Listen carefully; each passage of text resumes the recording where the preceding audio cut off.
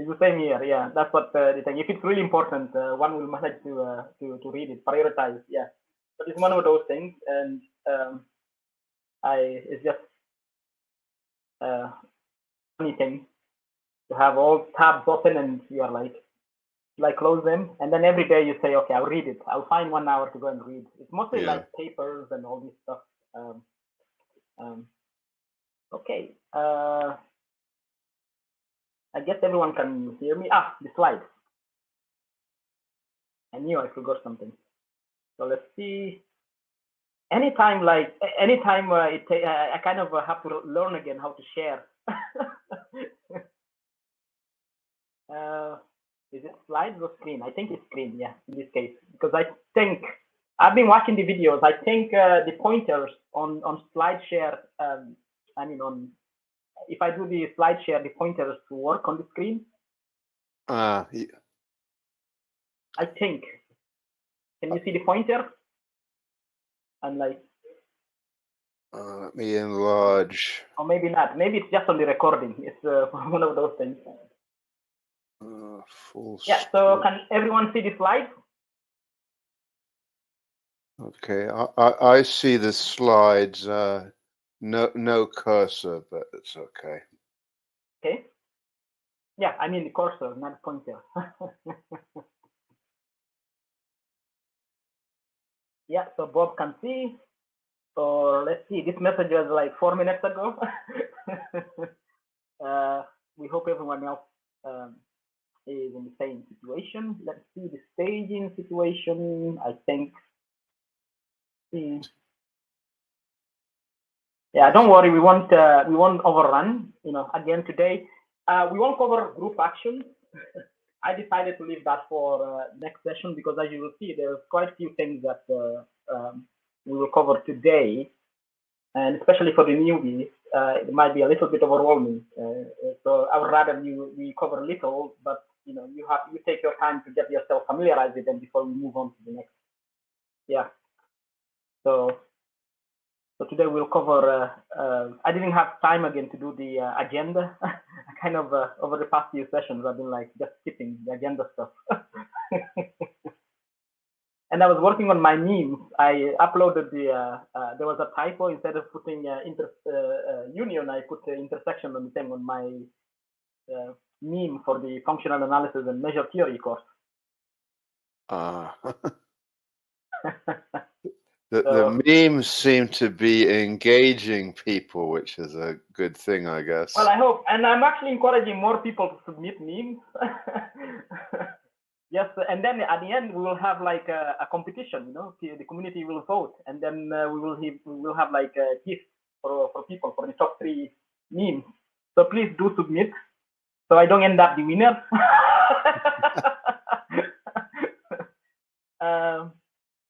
Yeah, the stage is open. So yeah, so welcome everybody to session 14. So we are getting there. I know I've been trying to drag my feet because this could be one of my last acts. This crash course.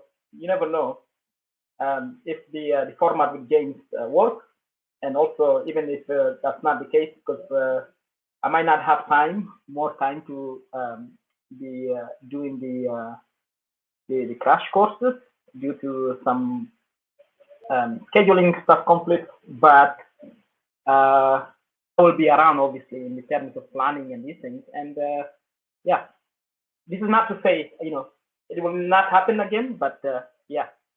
So this group theory crash course might be one of the last thing that for a while maybe. Yeah, let's see. Things can change anyway. Maybe you should write how do you say? You should sign some letters or thing to tell my company that I should come back. So they remove the workload from me. So yeah, absolutely. This is you can say how essential this is to the rest of your job. Keeps your mind fresh. Okay, so hello Byron, good to see you again. Okay, so I think we are 5 minutes late even. Okay, so everything is okay, the slides are okay. Let me just go quickly to comment. So we are in session 14. of potentially 20. Let's see. I think it will be just about that, yeah, because of the remaining stuff that we have. The end goal, we really the final few sessions will be on matrix groups, and some of the concepts that we will define today actually will show up again. We will revise them. We'll come back to them once we get into the context of matrix groups. So a lot of stuff that we will be examples, and this thing will be with the permutations and few other stuff, the type of groups that we've been covering for the past several sessions. So yeah, let's dive straight into it. So the first notion today is the notion of cosets. Yeah, so we'll start first with the left coset. So given a group and a subgroup H of G, obviously, so giving a group G and a subgroup H of G, for any element of G, little g, we can define the H left coset, or just the left coset of G. I use here the term generated, but this is not really standard term. It's just me to make it, I guess, much more explicit that it's being, constructed from G. And normally, I think the technique, if I'm forgetting, I'm terrible with the jargon stuff. I think the right term is the coset representative of G. That's the right term. Yeah. So anyway, it's defined as this. So it's you put the little g. That's why it's called to the left coset. You put little g on the left, and you multiply it with the h. So essentially, you multiply the little g with all the elements of h. So that's the left coset. And the question is, g itself belongs to the coset, right? It's coset. Do you agree? Remember, h is a subgroup. So being a subgroup, it means that it has the identity, right? Do you agree? Are we all on the same page? G, little g, is a member of its own left coset, correct? Yeah? Is George the only one who agrees? Everyone else agree, right? Is anyone having difficulty with this? Yeah, I see no. So that's good. So another thing to mention is we write this thing GH to denote the cardinality of this of the coset. Okay, so the number of elements. Okay, yeah. So Bob also agrees. So that's good. And analogously, we define the notion of right coset. So it's the same thing. It's just we put the little g to the right. You see how mathematicians are good at naming things, very things like it's what's the expression in English?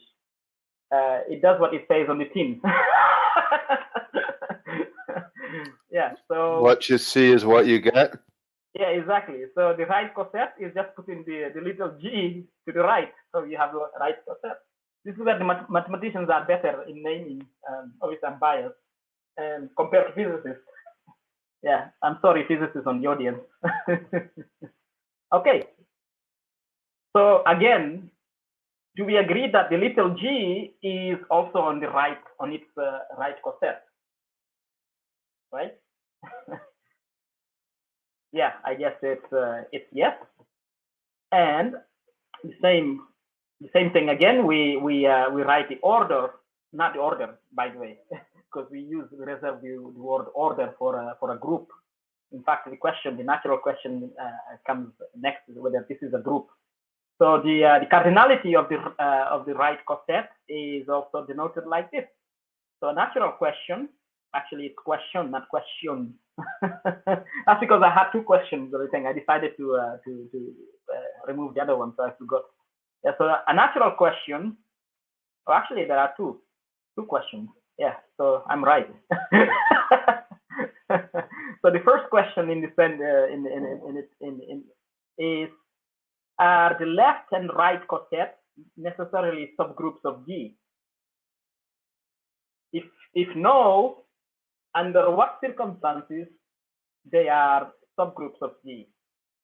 Okay, this might not be easy to think, but I promise you will see there will be a result that will tell you this in the next few slides. But what's the guess? They necessarily a group? The first question. Hmm. Who wants to take well, I won't say who wants to throw in? I'm not sure all of the conditions for it to be a group are always met. I'm not sure. Okay. So you are saying it's not necessarily a group. Yeah. Okay. Okay. Anyone agrees with George? Or everyone agrees with George? When there's no activity on the chat, I will assume yes. So we are all on the same page. So it's not necessarily a group. Okay. So the second part of the question is, under what circumstances, assuming that this is true, that it's not necessarily, under what circumstances are they subgroups of T? This might be a little bit harder. Bob throws something here. Does it have an identity? Okay, bear with this in saying this talk. Okay. So just a side note, all this thing of the notion, the concept of coset actually, if I'm not mistaken, was introduced by Galois, but the actual terminology, I believe, was by George Abraham Miller. Bob, is Miller, because I believe he's also from Pennsylvania. Are you related to the great George Miller, the great group theorist? Bob is from Pennsylvania, right? Maybe you should check. It should be. There's so few Millers in the world. Yeah. So he's saying probably not, but you never know. Maybe you should check your thing. How do you say this? I forgot the name. Genealogy? Yeah. What's the word? Yeah. Okay, so Bob is not sure, but he does have over 100 cousins. Well, you never know. So and the fact that you are from Pennsylvania, who knows? cousins of Bob looks like a large coset. Yeah. Yeah, the group of here. Yeah. And by the way, George, sorry, Bob, cosets is actually something that you needed, right, for your presentation in the next few weeks or so, once we cover the rest of the stuff that you need. Okay, so this is just a side note. Now let's see some examples of cosets. I hope I didn't make mistakes. If I did, this is a good thing. You can figure it out in your study sessions. So let's the group G be the group S3, permutation group S3. And the claim is that this H here is a subgroup. And suppose we have these cycles. Obviously, cycles, cycles are permutations, right? So they are valid. So these cycles, the claim is that then we get these left cosets. Okay. And by the way, this one thing is I denote this one. I forgot actually to add one G, but it doesn't matter. It's obvious that it's the identity. So the claim is these are left cosets. If there is a typo, an error, that's a good thing. If you can catch it and correct on the study session, or even now on the fly. Yeah. So take a look at this, and the claim is that you will verify that these satisfy the condition of left coset. And then for the right coset, I give you this challenge. So you consider the same again, but then you have to compute the right coset. And then the question is whether you will see anything interesting. This should say something interesting, whether left and right cosets are necessarily the same. I guess you can already have a hint of this, because of the multiplication. It really depends on whether the group is abelian or non-abelian. Okay, so let's move on. Here's another example, a more concrete example. Again, I hope. So this is mod because we've been working on mod n. So the other one is permutation. So you can see examples. So this example, the claim is we have, when we have like say Z9 for instance, under mod 9 addition, and this is a subgroup, the H036, H equals 036. We have these left cosets. So 3 plus H, we have equals to H, and then we have this. That's the claim anyway. Again, if there is an error, it's actually a good thing that in the study sessions or in your homework, you can catch it and ping me on Discord. So here's some facts given by this. I'm using theorem here because this is very important. And I hope I didn't make any thing, but if you catch me, this is also a good thing. So I'll just highlight some things. For example, here, for example, two cosets are equal, they are the same, if and only if this thing is satisfied. And also another thing is that when we have two cosets, they are either equal or their intersection is empty. Okay, that's another property.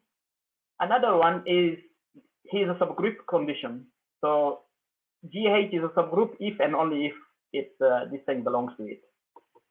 Okay, you can verify this. I hope I didn't make any typo again. So the question is, yeah, you found a typo, an error? No, I just mentally verified a few of these conjectures. Okay. So the question is whether this also holds for right coset. I guess at this stage you were already wondering whether that things, which things that generalize, things that are valid for left are right are also valid for the right coset. This is just food for thought, or maybe just for the thing to add a bit of confusion to try to trick you. Yeah, but these are very important properties. You will use these in some of the stuff that we are having. We are going to cover. So let's move to the next notion that we need to know is the index of a subgroup. So given a group G and a subgroup H, okay, so the index of H in G is denoted like this. So it's the number of left cosets. Okay, so the number of all left cosets of H in G is the index of it. Okay, so in other words, it's essentially the cardinality of this set. You will see actually this set is a very important set. We'll come back to it in the next few slides. And now another notation for the index is this, or sometimes people use this, but I think this is a bit thing because you get mistaken with the order and all this. I prefer to use this the one that I'm using. Okay, and do you agree that for the trivial group subgroup, right? the index is actually equals to the order of the group, right?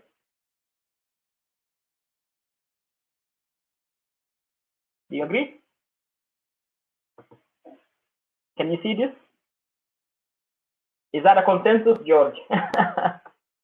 Let me check the chat. All quiet on the chat. So yeah. I agree. I guess it's okay. A little detail that it looks like you've only defined left index, but I guess it's just a tiny exercise to show that it's the same for right cosets. Yeah.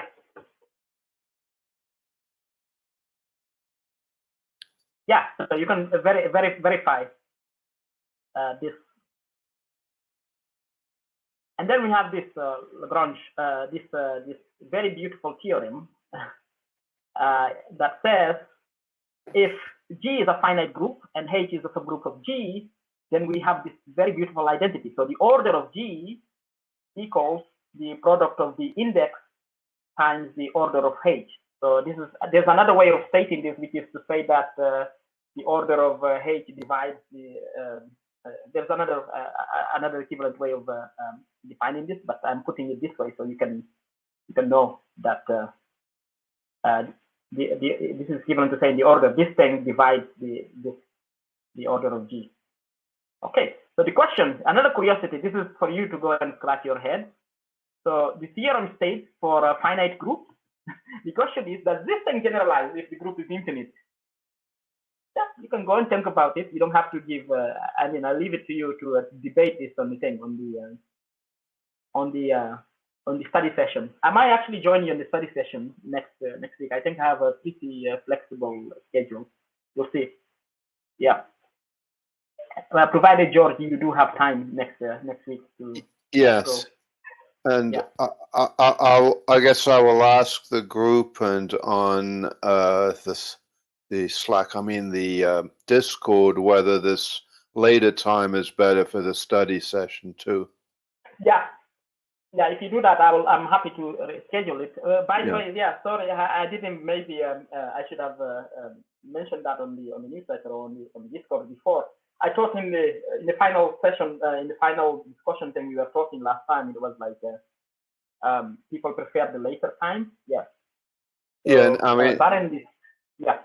Now I remember it from 2 weeks ago, but I've got old man memory at this point.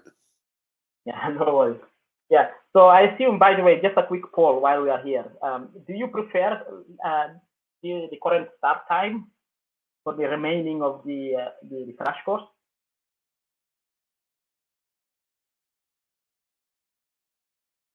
Just type 1. Yes, or just say yes. Yeah. So Dimitri agrees. Barend also prefers this time. What about the rest? What about yourself, George? Yes, I agree, and it seems logical that the time that works for the lectures would also work for the study session. Okay. In that case, in the next study session, I will schedule it for the same time. Okay, so for Bob is flexible. It does not matter. Okay, good.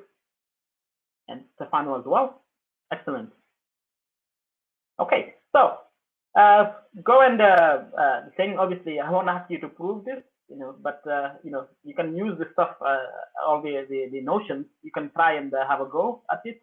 If not, you can just pick any group on test on group theory. You will be able to see a proof of this. Or if the proofs that you see are a bit confusing, you want another version, you can ping me on Discord. But I need to see you that you made an effort to prove it first before I go through the effort of providing you with a proof. So yeah, that's the catch. That's the trade-off. Okay, so that's this little beautiful theorem, and I'll just give these 2 examples because there is a challenge for you about index as well at some point. So let's see. So suppose that you have G to be the additive group of the integers, okay? And have H to be the this 2Z. The question is index. This index equals 2.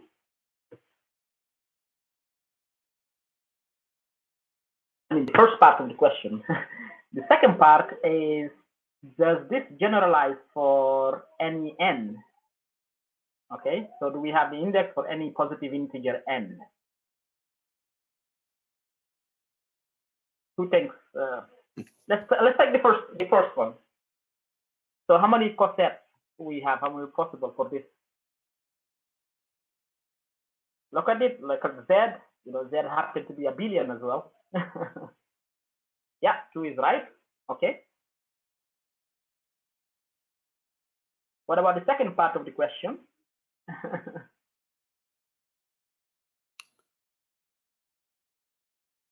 I think some numbers are trickier than others. Yeah. In that case, I will leave this for a discussion on the thing for the study session. Okay. And this one is also is a little bit trickier. So if we assume Z equals R, the additive group of the reals, obviously the H can be seen as a subgroup of it under addition as well, right? Because Z is contained in R.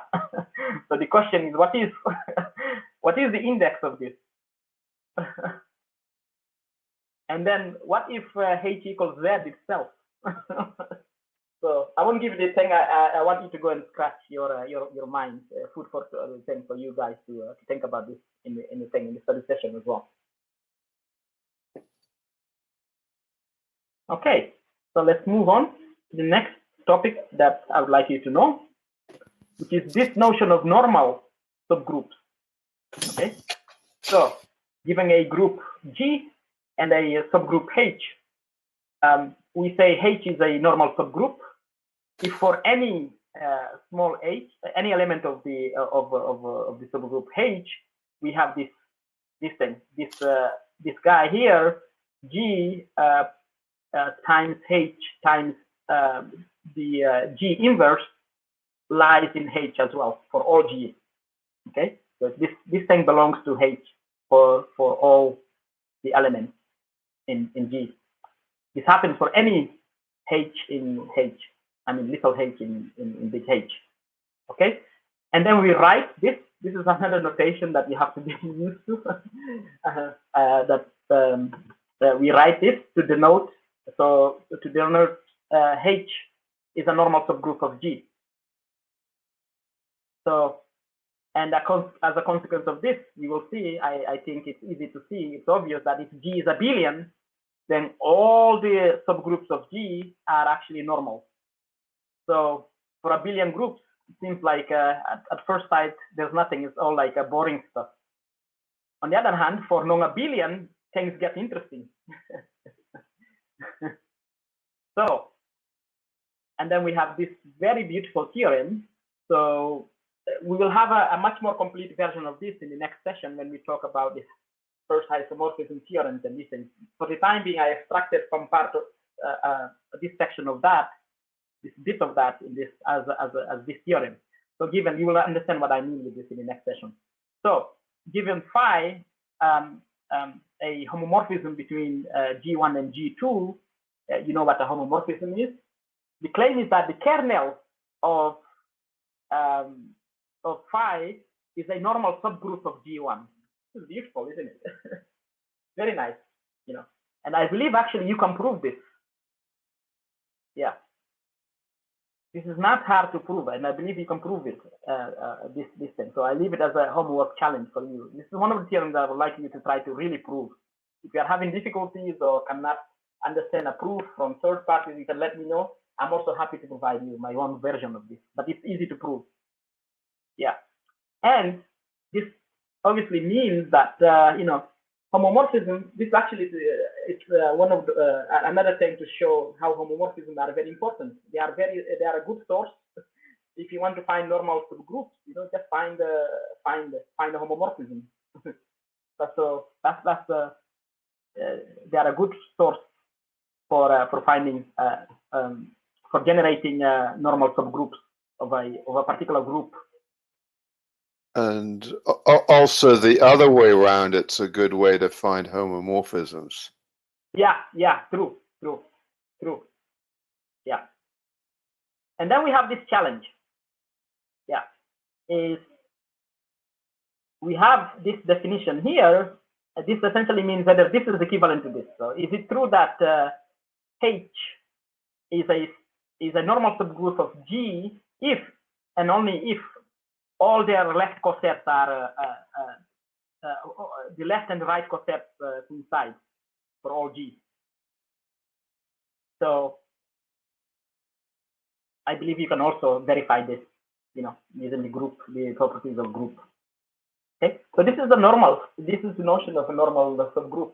At this point, I'm actually tempted because we are not far for people to actually understand, you know, the solvability stuff, which leads us to Galois stuff. Let's see how it goes. You know, I mean, we have nothing to lose. We might as well, you know, define the bits and bobs that we need in order to give you. I won't probably have. It will be a very hard work to define, you know, to how to construct the Galois group of polynomials, but it's feasible to understand. You know, why the stuff is not the notion of solvability, and then we can forge it. We can hack a bit for you to understand. So you'll have a bit of a flavor of how actually this thing works. Yeah. So let's see how it goes next time. I might actually define the notion of solvability of groups. That way we are very close. We can just go through the Galois stuff without going through field theories and all this. I'll just forge it a bit. We won't construct the Galois group. We'll assume that the polynomial is there. This is a group, and you'll see through the isomorphism and these things we should be able. Okay, so yeah, so this is the third challenge. At this point, I have to check whether I'm labeling things properly. So this is challenge 3. I hope I'll revise these slides again just to see, make sure when I'm correcting the other challenge. Okay, so normal. That's all. That's what a normal subgroup is. Okay, it's a subgroup that satisfies this, and you will see why we need it. So, but before that, here's a normal. A very interesting example of a normal subgroup. I think we came across this. You're already starting to see why all these stuff that we've been going through are coming together, are important, because now they are coming together. That's why it was very important for you to wrap your head around the stuff that we covered, because otherwise you would struggle. Yeah. For example, the AN. This is the set of all even permutations of Sn. The name for this, the other name for this is the alternating group, right?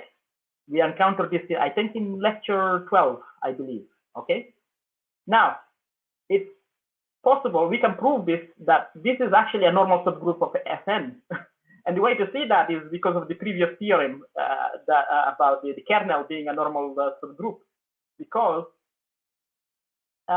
AN is actually a kernel of a homomorphism, which is this homomorphism here, which goes from Sn to this multiplicative group, right? This multiplicative group. We've seen this before, and it's given and it's constructed like this.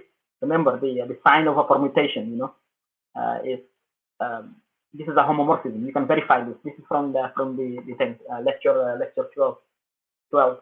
Yeah. So yeah, you can see this is actually a normal subgroup of Sn for any n, because it's the same as the kernel of a homomorphism. And as we've seen in the previous theorem, this the kernel of a homomorphism is a normal subgroup. So there you go. Now, suppose we have G to be a non-abelian, because if it's abelian, it's a bit boring, for example. But if that's at first sight, that's the assumption. Consider the center of G, defined like this. You remember the center? This is also something that we covered before. The claim is that the center is a normal subgroup, and I believe we can also prove this to be true. Okay. So, any questions about this? Because this is really important. Okay, so I see Dimitri. Okay, Dimitri, no problem. I'll see you next time. And yeah, so we are all on the same page. This is why I was saying, like, there's a lot for you, especially the newbies who are new to these things. So that's why I'm not defining group actions, because it will just confuse. So at least you'll have 2 weeks to wrap your head around it before we add a little bit more abstraction on top. Okay, so the center is the claim is that the center is a normal subgroup of any group.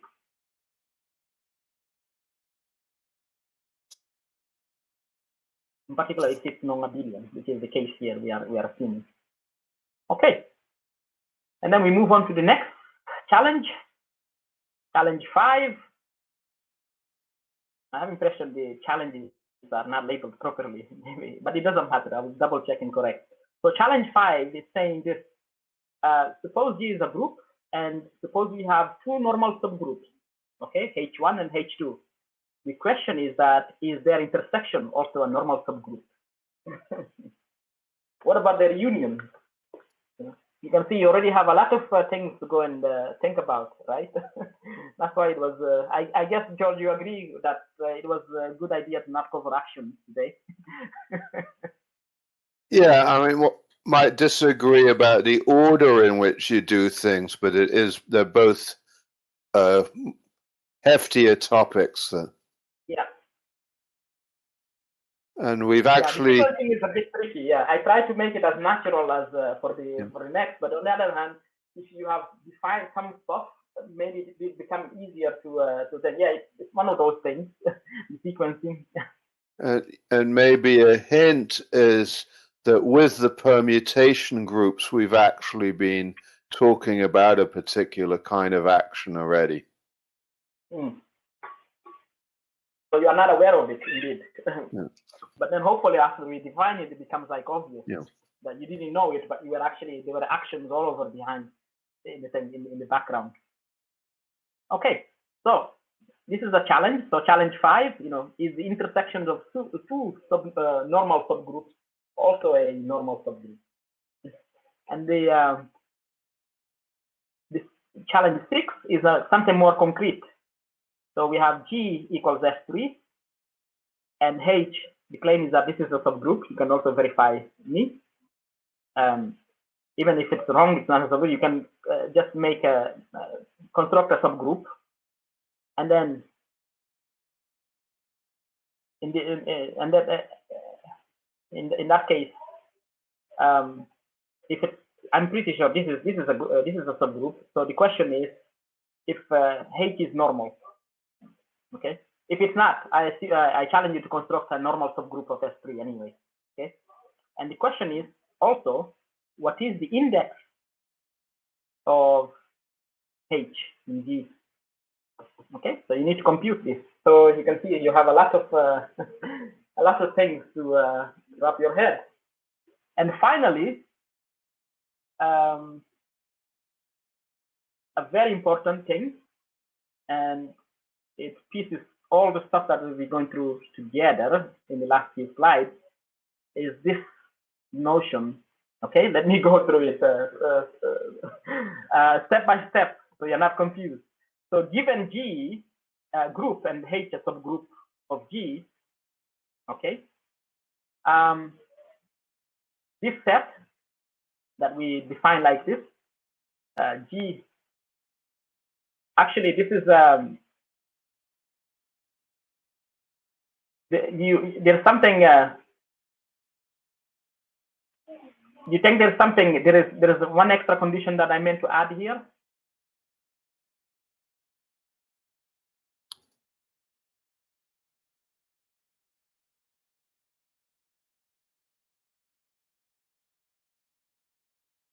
Who can guess? Is there anything that I forgot to add? Okay, H is a normal. H has to be a normal subgroup. Yes.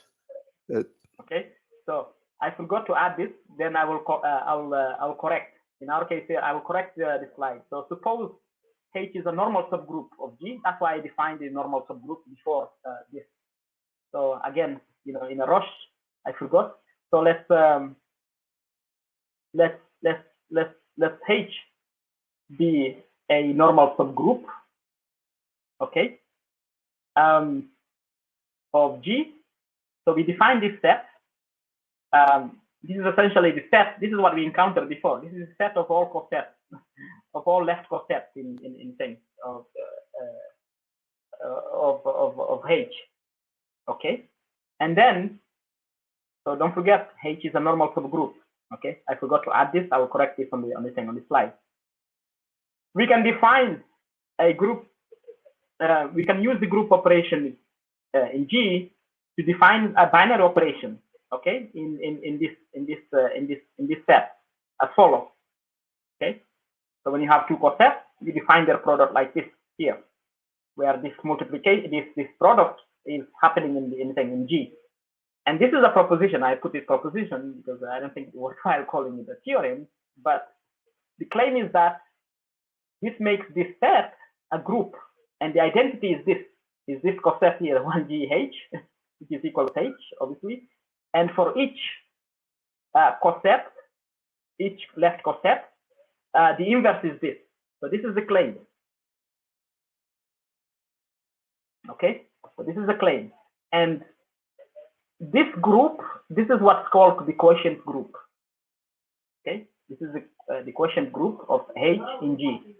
Another alternative name is this the factor group of this.